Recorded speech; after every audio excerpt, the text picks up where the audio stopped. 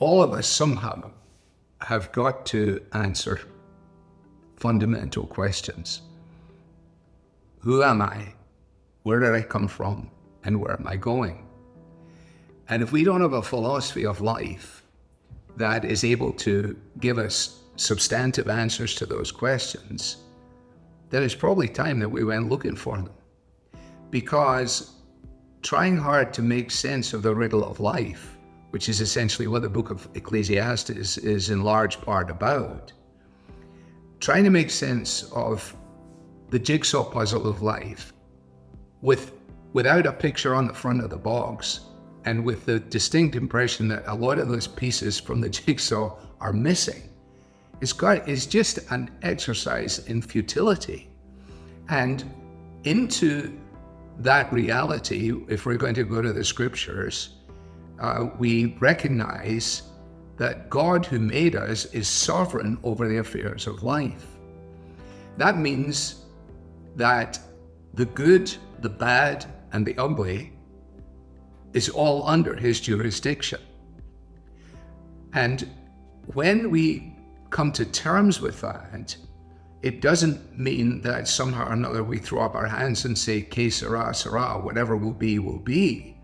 But we do exercise the privileges that are ours in the structures of life, in the awareness of the fact that what God is doing in the world is often largely beyond our ability to comprehend, particularly when we come to the difficult things like suffering, like pain and disappointment.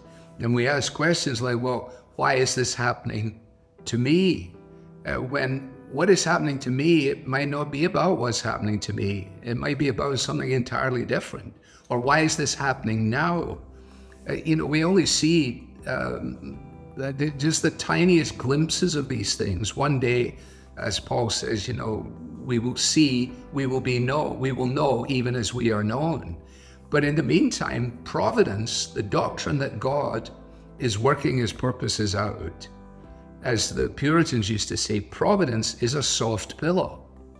I was just with somebody a few weeks ago, and they had survived. The one person who survived a small plane crash. The other 4 people on the plane were all killed. And as I spoke to him about that, and as he recounted it, and came to all the questions, well, I wonder if I hadn't done this, if I should have gone there, why am I here? Why are my 4 friends not here? He doesn't have answers to any of those questions at all.